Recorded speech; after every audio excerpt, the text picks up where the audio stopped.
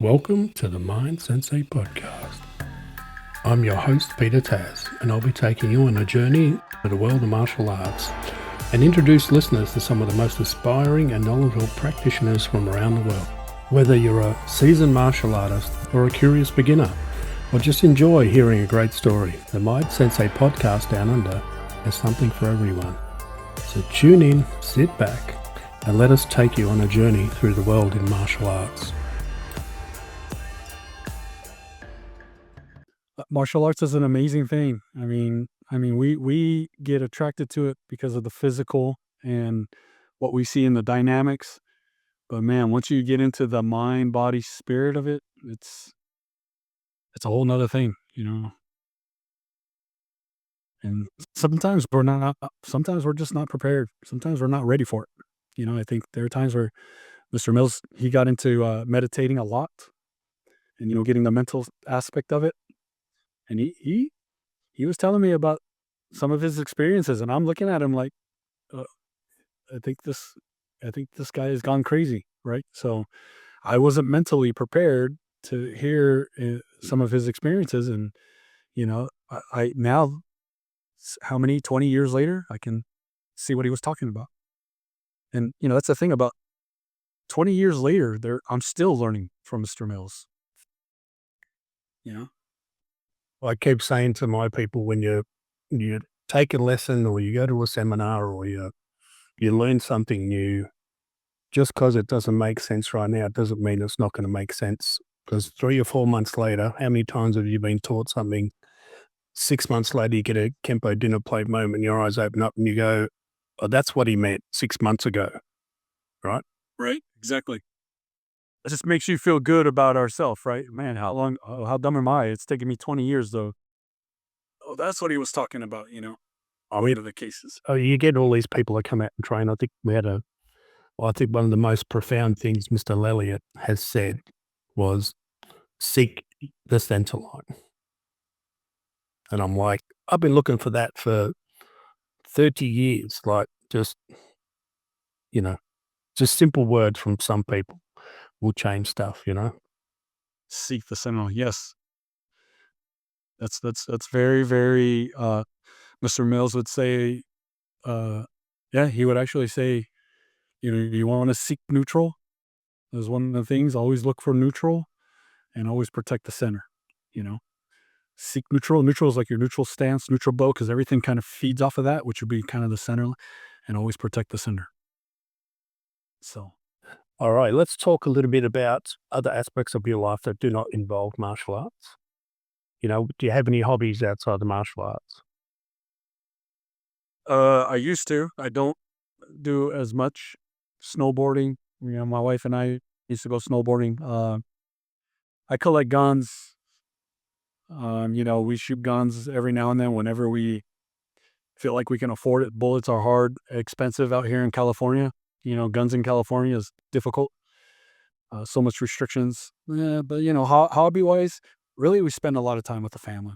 I have grandkids, and whenever I can see my grandkids or my kids, yeah, I even help take care of my father a couple days out of the week.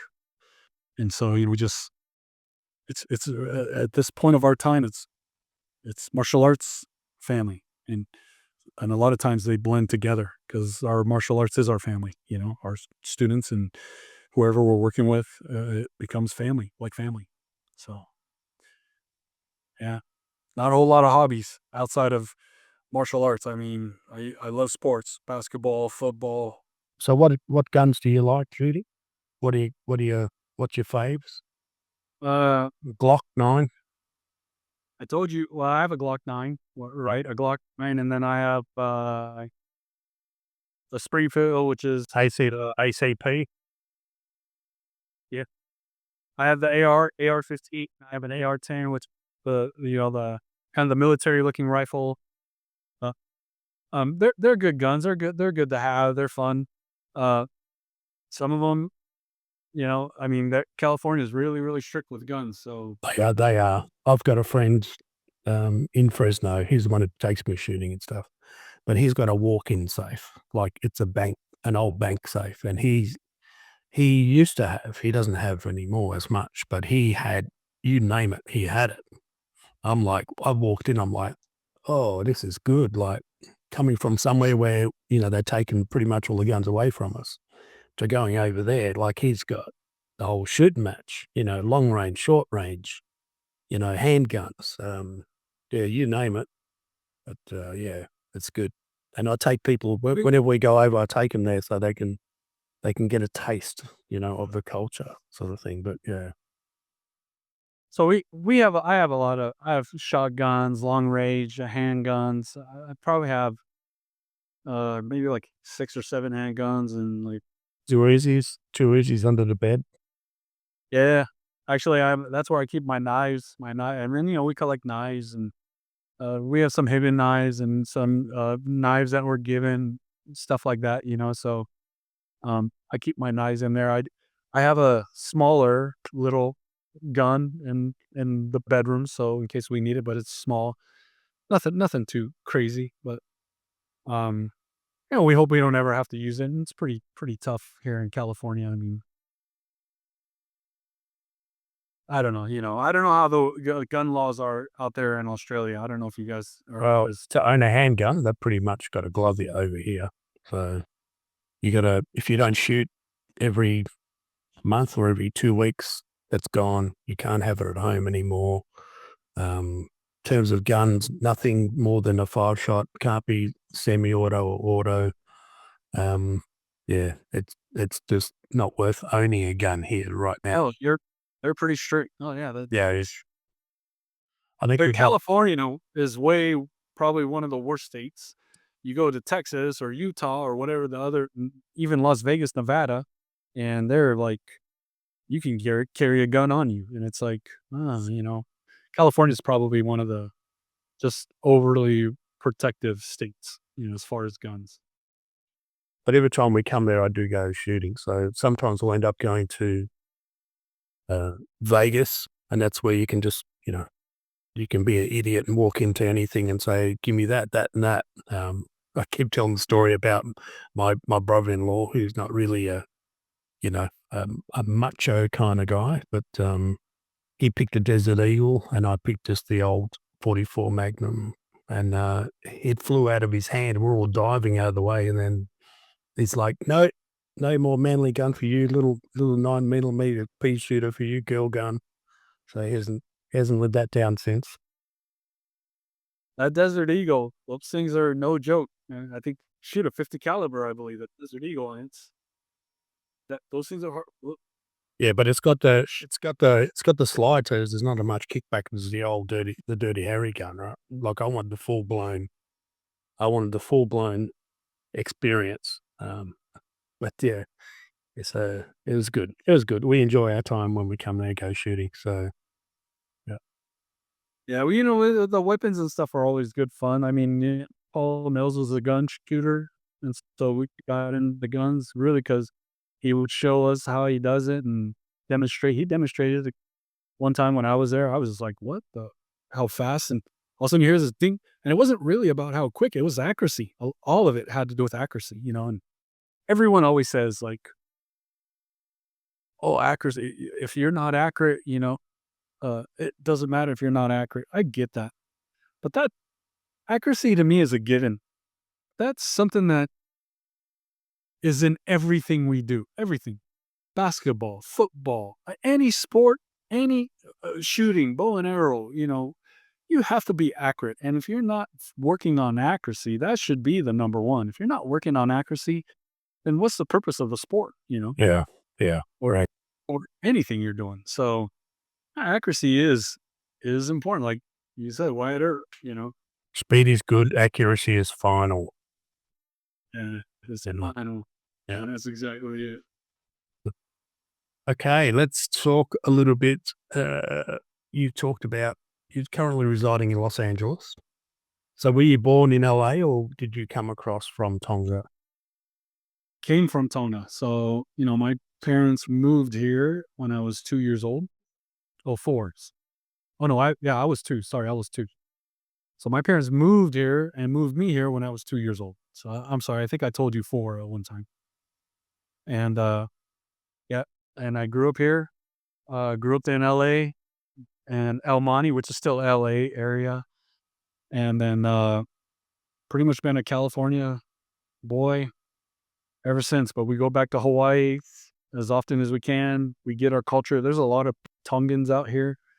But you know what? My parents grew up in Tonga Tapu, which is kind of the capital of Tonga. And Tonga is a very small. I went back to Tonga for the first time with my current wife, and it's a third world country. I mean, it's like Hawaii. I look at it as being Hawaii 100 years ago. Dirt roads and palm trees, you know? And so it's like everything is still very kind of backdated. And so that's I grew up here, and I say I'm a California boy. I've been here since I was 2.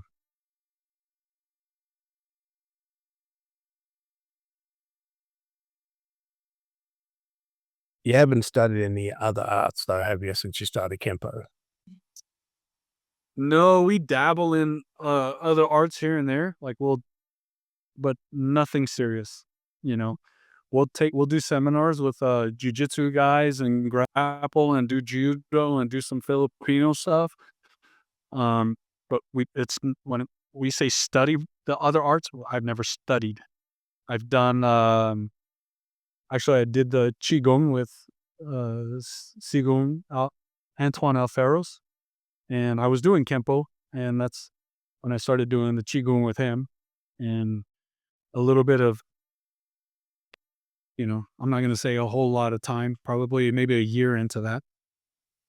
They were wearing sashes and, different types of uniforms. So their uniforms were very more satin, and I had a white sash.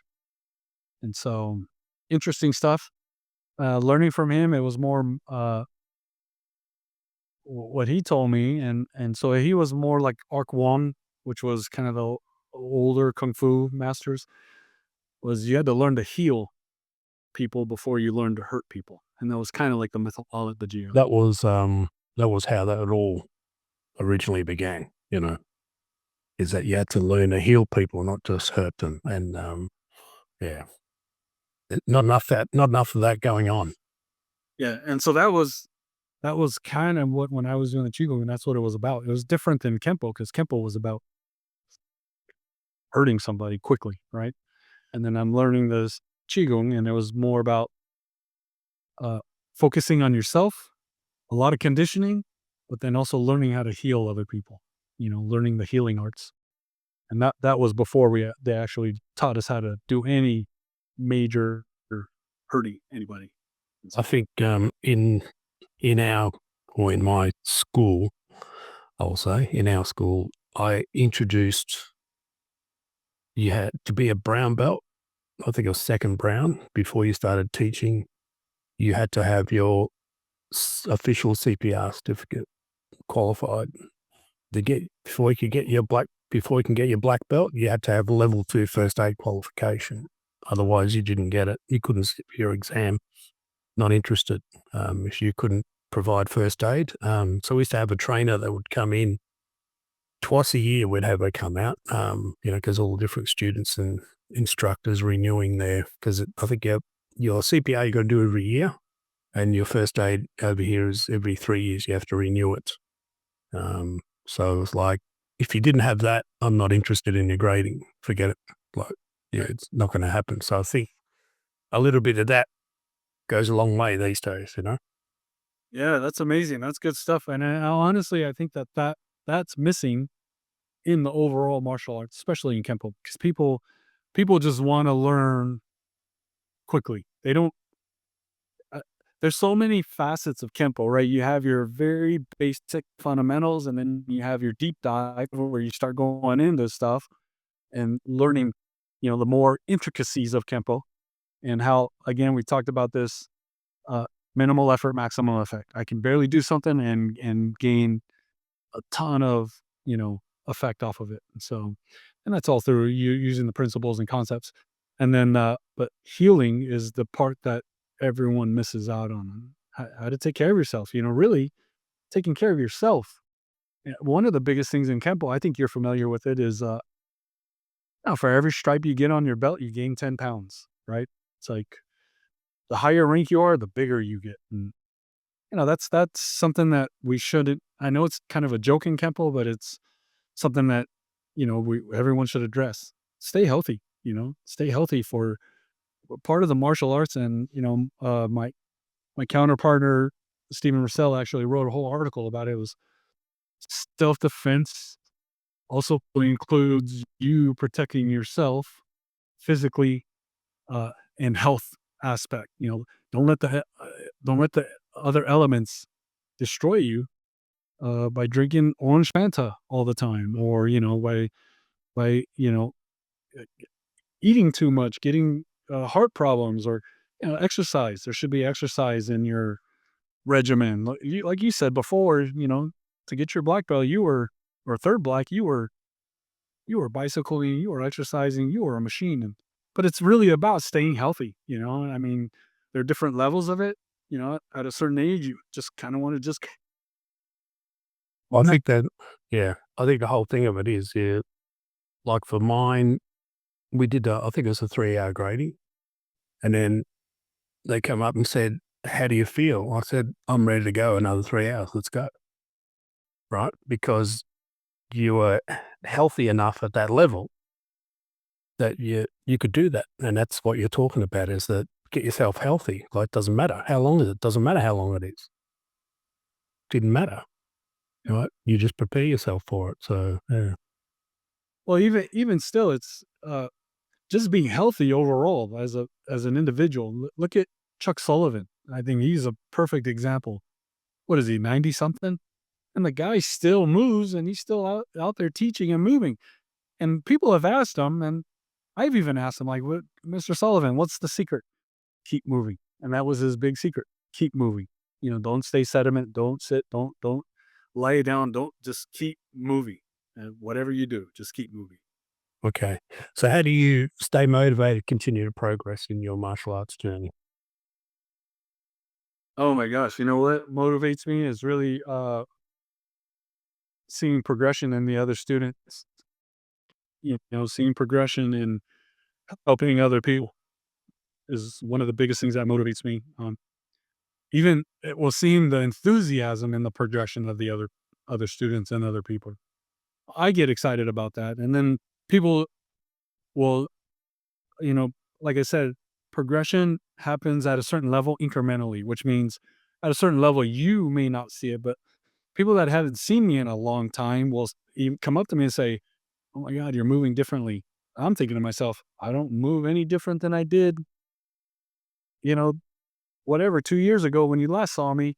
They're like, "No, you're doing things different." And I think it's because then we start focusing on the minute stuff, the little things that you start getting that and moving, staying in a groove, within your body mechanics and physics. And it just, those are the things that get me excited, learning new things, working on new things, and seeing the progression and enthusiasm from other people as well as yourself when other people see you and you haven't seen in a while. And so, So, what advice would you have for someone starting out in the martial arts? so I get a lot of people that ask me, like, I have my kid wants to take martial arts. There's no Kempo class here. There's no this. Just find a good studio, find a good place. Doesn't have to be Kempo. To me, Kempo is not designed for kids, right? It's designed for adults. And you're not going to get the full capacity of Kempo until you become an adult and understand motion. And even a lot of adults don't understand the full capacity of Kempo because they don't ever get past the actual physical part of it, wanting to get into kind of the physics and the application of it, right? A lot of people just want to see what do you call it? You have your fine motor skills and then your gross motor skills. A lot of people want to just do the gross. And to me, boxing was gross motor skill. Yeah, you had some fine with the rotation of the wrist and the timing and the patterns, but to throw a punch, anyone can throw a punch. Throw a proper punch, getting the hit, the rotating the body, the shoulder, the rotating of the wrist, all that timed together. Um, those are going to be your fine motor skills. And so, you know, stay motivated. don't give up. What's that saying that they say? A black belt is nothing more than a white belt that just never stopped. Yeah, we have that. We have that as a poster. We put it above the school when you walk in. The black belt's a white belt never gave up. Never gave up, and just keep doing it. There's gonna be principle in motion, some form of principle somewhere, right? Marriage of gravity is gonna be in some, but how do you apply that with, marriage means uh bound with or bound to. So how do you apply that marriage of gravity with momentum? How do you apply marriage of gravity with uh torque simultaneous and being able, so it's like you learn things, you constantly learn things. And then when you see things differently, we see things one dimension, but when you start seeing things in a three-dimensional, it starts becoming more like a spiral forward, like a coil forward, opposed to just kind of staying in place, twirling, right? So, don't give up, and things will start revealing itself. The more you do it, things will start revealing itself to you. And as you do it, you'll start seeing, you start feeling, you start paying attention to your muscle and your body and all the different fibers of what you're doing. Mr. Parker had a drill, actually an exercise where he says you take your toe and you squeeze your toe for 5 seconds and you relax for 5 seconds. Then you take your big toe and your little toe and you try to squeeze those two for 5 seconds and relax them. Then you take the third and then you slowly progress to the whole foot. And you progress to the calf and the foot. Then you progress to the thighs and the foot, facet relaxed. You slowly progress. And I used to do that. And what that used to teach me was really the sensitivity of all the different muscles that happen within, and you're aware of it, your awareness of it, all the different muscles that take place as you kind of work throughout your body and do that. Right. And so, uh, as you do Kenpo, it's kind of the same concept. When you start doing these motions, you're going to start seeing, the different muscle structures of just doing the simple outward chop, doing a simple outward chop. You're going to feel the different muscles in that forearm that takes place just doing that outward chop, rolling that wrist and getting that wrist to snap or pop. A lot of times we call that the kicker, right? Some other arts and styles will call that the small arc principle, where it's this little rotation in the wrist, and then this little rotation, the wrist rotates this way, and it can also rotate this way. So it's like learning how to use those small arc principles and feeling the muscle structures behind all the different. Mr. Mills would talk about the three-dimensional muscle action, all the different muscles that take place for you to come out and do a simple block. There's this block, but to do that block, your muscles are going through a bunch of different motions and action to get to that point, you know? And so there's so much that you can focus on. It's just how do you eat an elephant? One bite at a time, right? One bite. So you just take it and keep doing it. Don't give up. Like you said, we said it earlier. Black belt's nothing more than a white belt that never gave up. How do you need an elephant? You got to invite a lot of Tongan brothers, right? He went up. Only one. Yeah. Big hole in the ground. That's what you need. Right. That's the honor, huh? Exactly. All right. Okay, so if you had to impart some wisdom or have an inspirational quote for our listeners, what would that be? Inspirational quote. Uh, I always think of Mr. Parker's books, right? And his Zen of Kenpo and what Mr. Parker would say in the Zen of Kenpo. He has a quote in there that um was it the wise man understands that what he knows is very little in comparison to what there is to learn, or something to that effect. Don't don't think that you know everything. Always have that open mind that there are things to learn, constant learning. Always have an open mind. I think Bruce Lee said it best, probably. Have an empty cup, right? Always learn from somebody. Always learn. Everyone has something to teach you. Just be willing to learn and absorb it. You may not see value in it, right then and there, 6 months down the line, you may see value in it, or you may not. Don't just throw everything out. What Mr. Parker say? You store things. You always learn from somebody, and I think one of my instructor Tommy Chavis told me Mr. Parker would say, "Well, you can always learn what not to do." You know, there's always something you can learn from somebody. You can learn what not to do, and so it's all about wisdom. So it's always have that open mind, and then you can figure out and really it's because what's good for me may not be good for you. What's good for you may not be good for the next guy, or whatever the case may be, right? So it's all personal preference and what we like to do and how we like to do it, and sometimes it's what our physical bodies can do. Paul Mills told me, well, the last time I saw him, he said, "I don't do forward bows anymore." I'm like, "What?"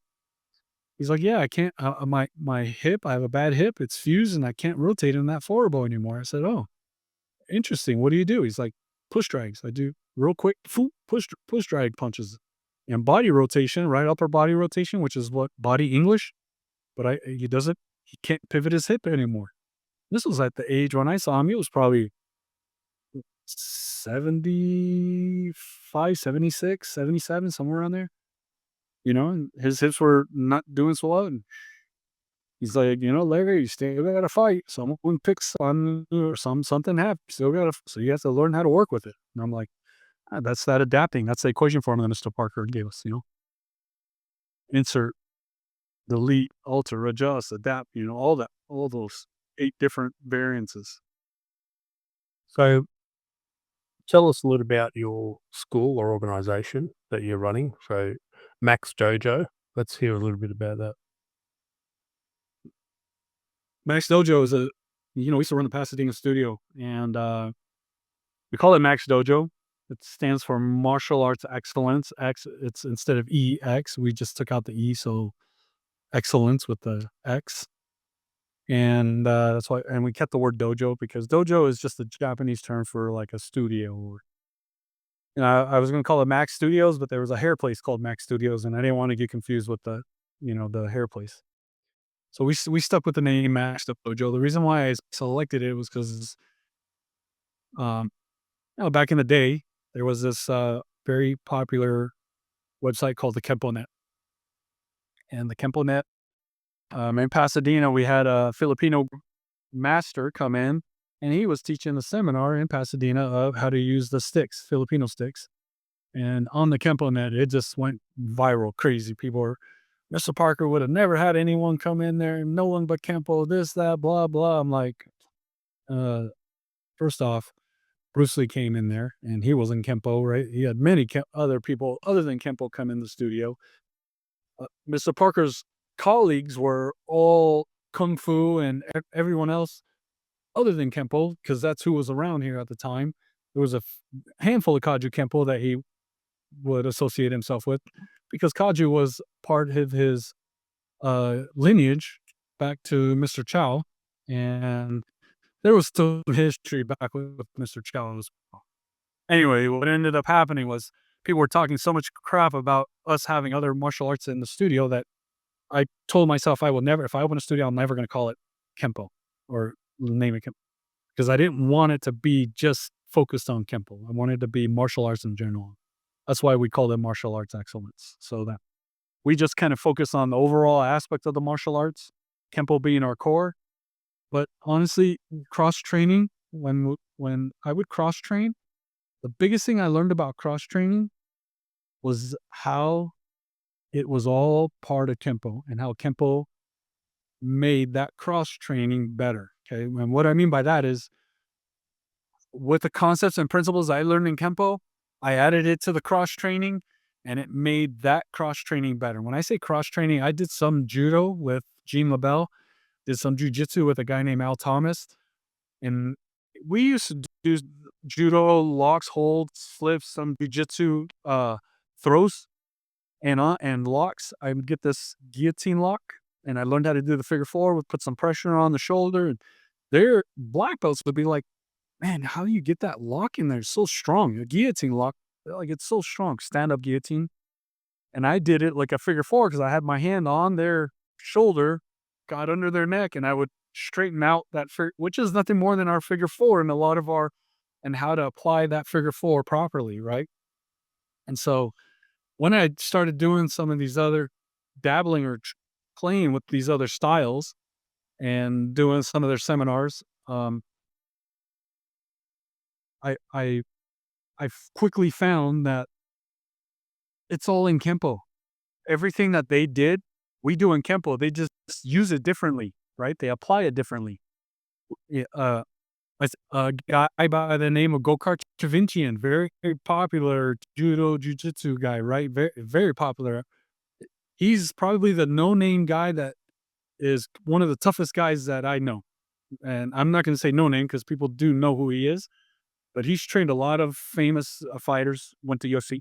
And this guy goes to like Japan and actually fights in the underground fights and wins. And so this Gokar Chavinchian comes in, does a seminar for us, the Parker family, as a favor. And I ask him, like, Gokar, how much do you charge for this stuff? He's like, honestly, don't worry, it's free for you. I love you and your family, right? He's out in Hollywood. He's like, it's free. I said, well, how much would you charge? Normally $10,000 for a seminar. I'm like, oh, frick, that's a lot of money. He's like, but it's free. We're going to do it free. He did a seminar in the Long Beach Internationals for us for free. And he normally charges, and that seminar was packed, like packed with people because it was go-kart and people know him. And he's a real deal. Like he's actually fought. And so he did this technique on a guy. It literally looked like 5 swords with his legs. He grabs a guy, falls down, his legs are pop, pop, pop, and then he does this axe kick as a guy falls, wham. And I'm like, oh my God, that looks like 5 swords with his freaking legs as he's lying on his back. So he grabs a guy, gets him in a clinch or a hook, right? Falls back on his back. And as he falls back, the guy falls on top and he starts kicking him with his foot and does this strike with his feet. And I'm just like, oh, like I'm looking at it and in my mind, I'm thinking, oh my God, that's 5 swords with his feet, right? And he's calling it something else, but I see 5 swords. And I'm just like, it made me realize by seeing and exploring, going out and seeing other martial arts and styles, I can see that motion to me is motion. That's what I always tell people. Motion's motion. Figure out how the motion applies and how you would use it. But whether you do jujitsu, judo, kenpo, kung fu, it's all going to be the same thing. A block's a block, a punch is a punch, but how you apply it and how you use it. Figure four is a figure four. How you apply and how you use it is going to be up to you. A kick's a kick. Our foot maneuvers are foot maneuvers. But he was doing foot maneuver kicks in the air as he's hitting this guy, flipping him around.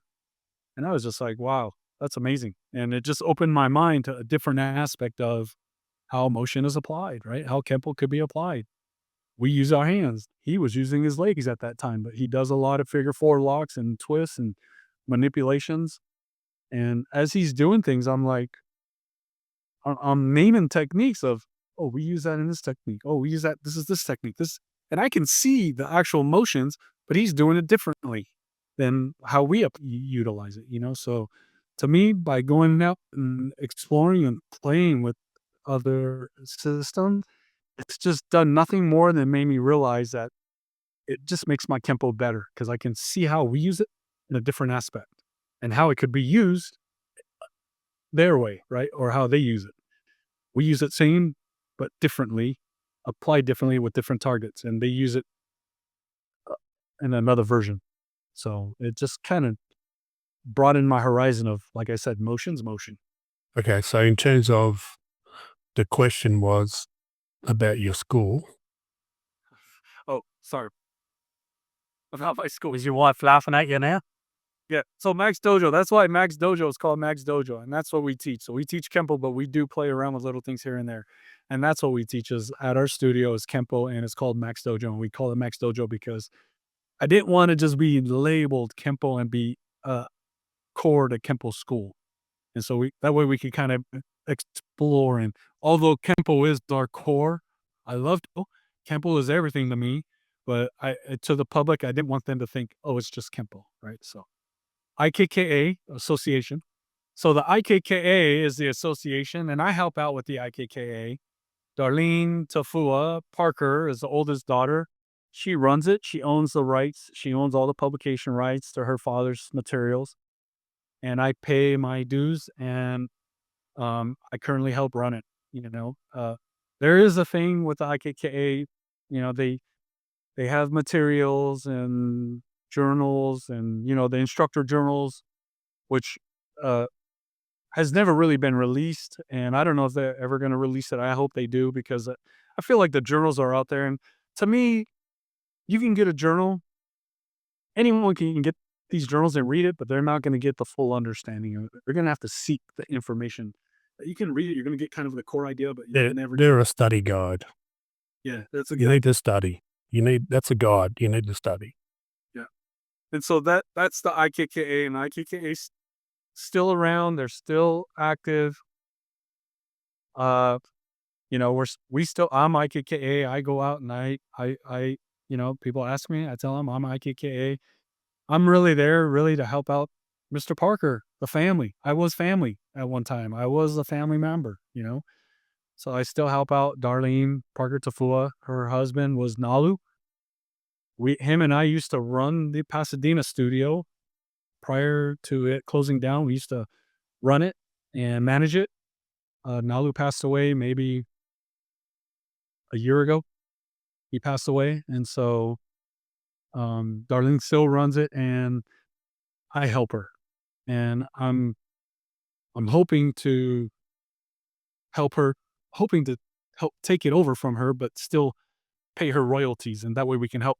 To me, my whole goal in doing something like that, to be honest with you, would be to uh, keep the legacy of Mr. Parker's uh, system alive. A lot of people have taken Mr. Parker. Well, honestly, Peter, a lot of people know Mr. Parker, but they don't know Mr. Parker, right? Like if you talk to a lot of Kenpo Jeff Speakman 5.0 guys, they know Jeff way better than they know Mr. Parker, and they know Jeff's system way better than they even know Mr. Parker's system, because what they're learning is Jeff's system. And so there are some that kind of know of Mr. Parker, but don't really know Mr. Parker. And so honestly, with me, with the IKKA, my goal would be to just help preserve Mr. Parker and his legacy and his art.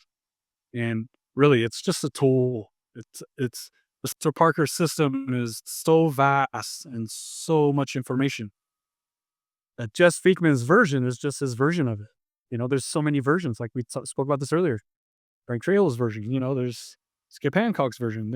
Everyone has their version of Ed Parker's system. Ed Parker's system is just the core, and then what you make of it should be your own version of it. You have your version of Ed Parker's system. I have my version of Ed Parker's system, but it's all this.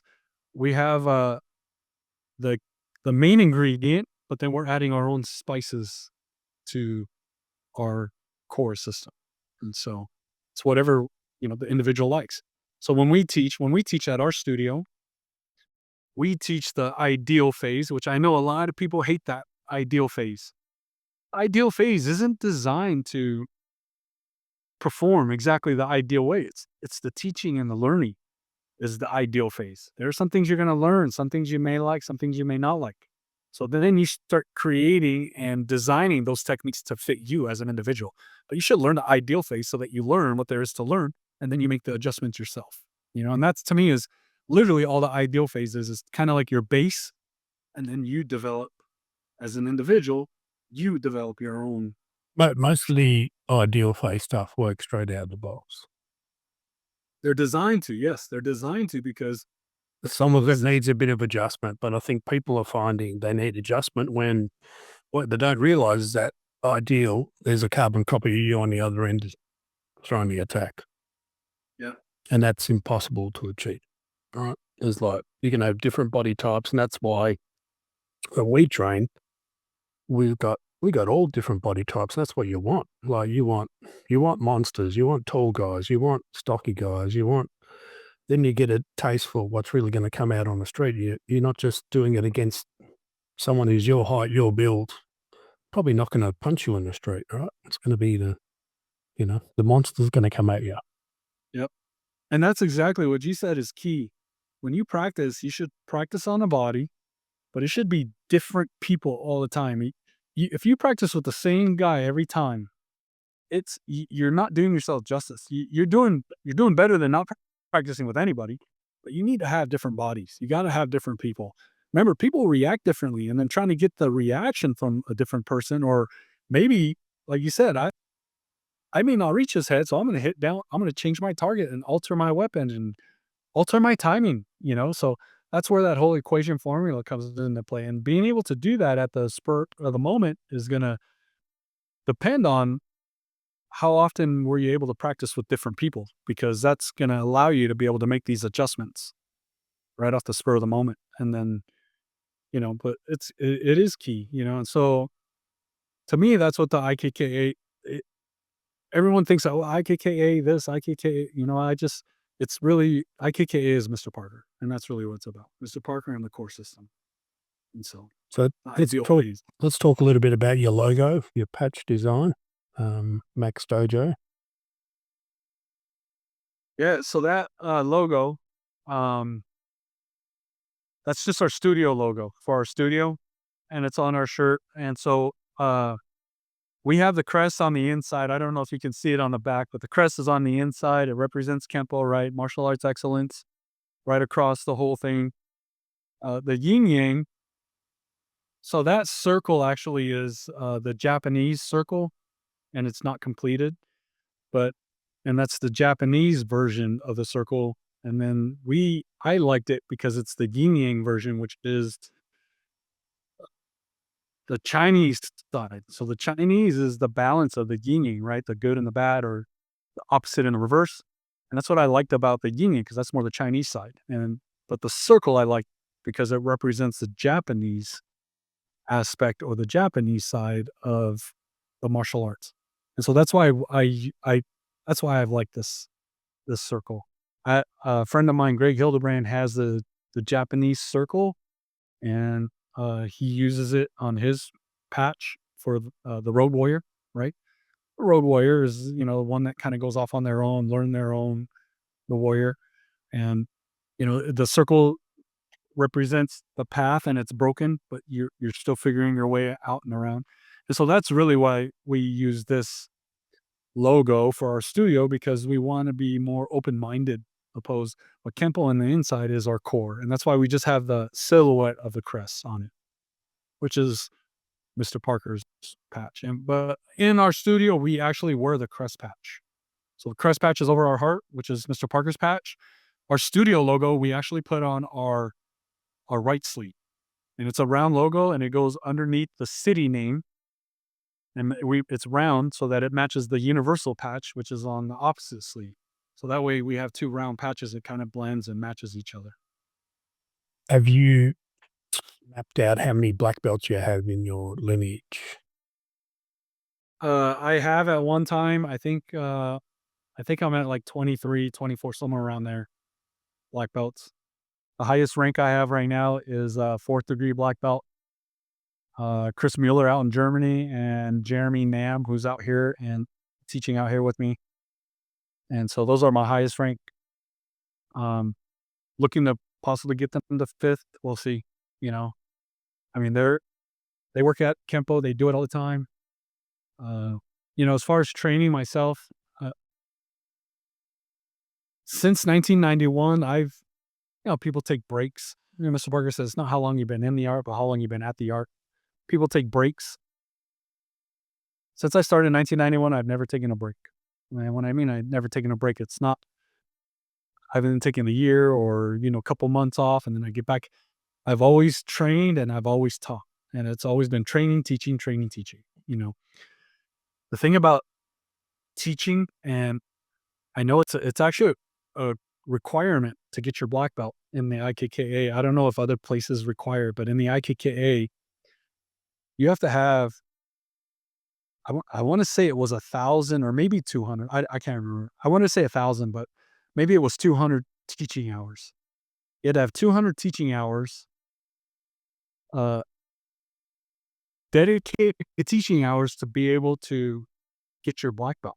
And your instructor was the one who was supposed to keep track of it, right? So whether those teaching hours were like 30 minutes teaching a private or teaching a group class or teaching here, teaching a seminar, you had to have 200, and your instructor had to sign off on that. And I always thought to myself, like, oh, this is Mr. Parker's way of getting free help, right? No, yeah, that's the dumb me, the thinking that, the monetize thinking, oh, he's getting free help. He's able to get free workers to work for him. Honestly, teaching makes the person, it takes them to another level. If you're not teaching, you're never going to understand what it's like to be the teacher, right?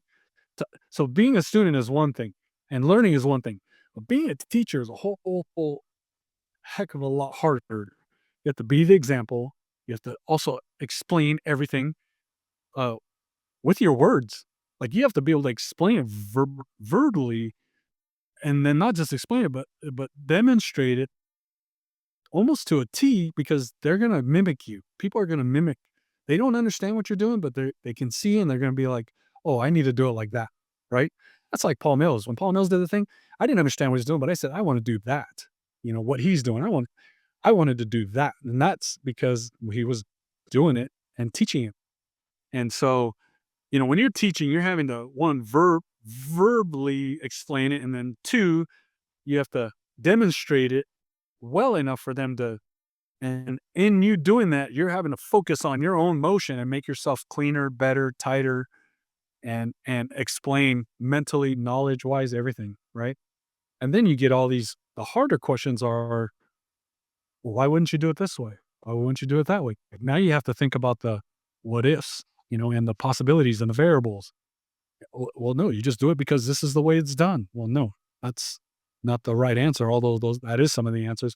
Well, I don't do this way because I don't like it, or I don't, no, that's not the right answer, right? So I always think to myself, like, techniques that are difficult for me to do, that I always found challenging. I sit down and I think, how would a 10th degree black belt, Mr. Parker, think of this technique? Why would he teach us this technique or have this technique here as a 10th degree grandmaster? With all the knowledge he has, why would he put this technique in here? Or why would he put this move in this technique? Or how would he do it? Or what does he see value in that motion? And that's kind of how I see it. And so by teaching, it really helps you to another level. I started teaching at 91. You know, there was a time when I got my second, third degree black, people were asking me like, "Oh my God, you're moving differently." I didn't feel like I was moving differently because I was only teaching. I had very little time to work on my stuff, but I was doing more teaching than I was actually working on my own material. And I had people come up to me saying, "What are you working on? What are you doing differently? You move different." I said, "Honestly, I just teach." And they walked away, and Mr. Mills even said, "You know what? That's that's it. You're teaching." Mr. Mills told me, "Your teaching actually makes you better." And I was like, interesting. So that took away that whole mentality of, "Oh, we get free teaching, we get free help." You don't get free help. It's really for the student to learn to get to that next level. Is is why Mr. Parker made in there 200 teaching hours before you got your black belt. Here's the other thing about that. When I gave some of my students 1 hour time slot to teach on a regular basis, I lost students. They didn't want to come to class anymore because they didn't want to learn from that guy. They wanted to learn from me. So I started losing students. So here's that free help that I was looking for, realizing I'm shooting myself in the foot because I'm losing students that don't want to learn from him. They want to learn from me. So giving students a class to teach is a lot more detrimental to you than actually you doing them a favor. And so it's interesting how that works. What do you envisage as the future? If you weren't here anymore, what would be your message to your people? Never give up. One of the things Mr. Parker taught really was one of his lessons, actually, a story. And I think you probably heard it, but it's the one where this guy's trying to put together a, a dresser or whatever the thing is, right? Put together a bed, a dresser, and he's reading instructions and he can't put it together. And he finally just turns it over to his helper who doesn't read anything, right? Doesn't read. And the guy puts it together. He kind of puts everything together and boom, done within a few minutes, right? And so this guy is like, how did you do that? I couldn't understand the instructions. I couldn't. He's like, boss, when you can't read, you got to think. Mr. Parker tells this analogy, right? When you can't read, you got to think. And he's like, and he tells that as a precursor to when we can't figure things out or things aren't working for us, you have to think on your own. You have to think, right? Figure things out. And so I think that's probably one of the greatest lessons that I'll always remember. And I hope that the students remember when I'm not around or no one's around, you have to think toward for yourself and figure things out on your own and play with it, dabble. And once you always go back to the core. When everything goes wrong, always go back to your fundamentals. That's like in life. When everything goes wrong, I'm Christian. I believe in Christ. I believe in the simple things in life, right? When I'm focused on so many things and my life feels like it's spiraling out of control, go back to the core, right? God, family, country. That's Mr. Parker. He says it in our pledges. God, family, country. Go back to the core. Go back to what your beliefs. Go back to the base. Go back to the basics. Same with Kenpo. If you feel like you can't make something work, go back to your basic and figure out, why is this not working? Because it probably is in the basics somewhere. And so go back to your stances. So if anything, anybody, and any of my students, I tell them, don't give up. Always go back to your basics and build off of that. Go back and build off of that. Something that you're not understanding, you can't feel it. Go back and build off of that, and things will start revealing itself to you. Yeah. And then, are there any books you can recommend for our readers on the podcast? And are there any books that you have been featured in? As far as books, the only books I read are Mr. Parker's, right? His Infinite Insights, volumes 1 through 5. Every time I read those, honestly, I always find something new. I always find something different. Something I read, I'm like, was this here before? Had to be, because he didn't reprint it, right? I'm like, man, why is this something totally different? So I always see with different goggles, because I guess I'm at a different learning stage or phase. I learned something different from Mr. Parker's books. I don't know how else to word it, but other than like reading the scriptures, you may read a scripture, right? The Bible, you see it one way. Several years down the line, maybe your life has taken a turn, you've done something, you see that same scripture differently, right? So that's kind of how I see the infinite insights. Not as this, to me, they're kind of the scriptures in Kenpo. They teach us a lot of the martial arts. I say Kenpo because Mr. Parker wrote it, but those infinite insights are good for everybody, not just Kenpo. It has a lot of the principles and the concepts for just fighting combat. And a lot of people refer to them that are not Kenpo people, refer to those books. Well, all Mr. Parker's books, Encyclopedia of Kenpo, the Infinite Insights, Volume 1 through 5. Zen of Kenpo has a lot of good wisdom, a lot of good quotes and poems in there. And Mr. Parker's books have a lot of information to dig into, to learn from. And like I said, Mr. Mills, he says things 20 years ago, and I'm now just getting this aha moment. Same thing with Mr. Parker's books I read, and just get these aha moments all the time. Every time I read something different in the book, I look at it like almost with a different pair of goggles. Like now I see things differently, and it's good stuff. It's amazing. But I would say, those books, and the Mr. Parker gives us a ton of other books to refer to, like medical books and stuff like that. So good stuff to read. For people interested in reaching out, training with you guys, and finding new location, email, website, now time for your shameless plug.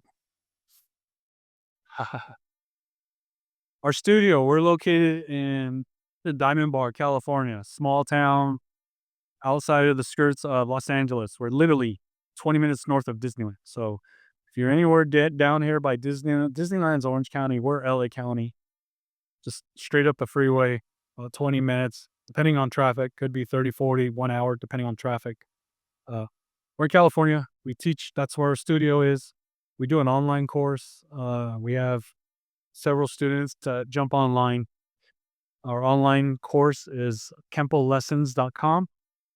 And Again, we stick to the 24 technique system, Mr. Parker's original 24 technique system. We're IKKA, which is the organization that we're with. And the reason why is because it's Mr. Parker's legacy. It's his family. And that's why I'm still part of it. Again, I was the family. And our website for our studio is maxdojo.com. You can get a lot of information. Our phone number, everything's in there. But yeah, we're still plugging away. We still work on the simple basics. To me, everyone asks what the key of the system is, and what I find the secrets are in the basics. Secrets are in the basics. Learning how to work those basics in and out and fluidity. And that's the secret. And a lot of people look way beyond that and look for other things, but the secret is in the basics. And keep it simple, Everything else will fall into place. I think that brings us to the end of our interview. So thank you, Mr. Larry Kongaika, all the way from Los Angeles, USA, from MAX Dojo in LA County, for being with us on the Mind Sensei podcast and sharing your journey. Pleasure to talk to you and meet you. Thanks for being on the show. Sir, thank you very much. I really, really appreciate it. It's been an honor. You're the first, to be honest with you. I've had other people ask, and you're the first. I'm always nervous. I don't really like talking about myself. I don't like talking about my history or whatever. One of my colleagues was like, just don't downplay yourself, because I always do. No, it's not that big of a deal. Don't worry about it. He's like, don't downplay yourself. Just say it how it is. Be yourself, so. Well, I think the key is to share the journey, the reality of the journey from your perspective. And if your perspective isn't what really happened, when you listen to, we've got over 100 episodes, you start putting the pieces of the jigsaw puzzle together. If yours wasn't really, it won't fit the puzzle. But the beauty of it is every single guest's puzzle piece fits in the puzzle so far. So that's the beauty of it. So yeah, I like the fact that and you can start seeing kind of the bigger picture of the history of everything. So yeah. Well, I think that you get it straight from the horse's mouth. That's the key, right? So you can't say they didn't say so, because hey, here it is. It's recorded for history and posterity now. I'm your host, Peter Taz, and you've tuned in to the Mind Sensei podcast from Down Under. We want to take a moment to thank all our listeners for tuning in to the Mind Sensei podcast. We appreciate your support and hope our show has been both informative and entertaining for you. If you haven't already done so, we would like to invite you to subscribe to our podcast so you never miss an episode. Finally, we'd like to thank our guests for sharing their knowledge and experience with us. Without their generosity, this podcast would not be possible. Thank you again for listening to the Mind Sensei podcast Down Under. We hope that you continue to join us on this journey through the world of martial arts.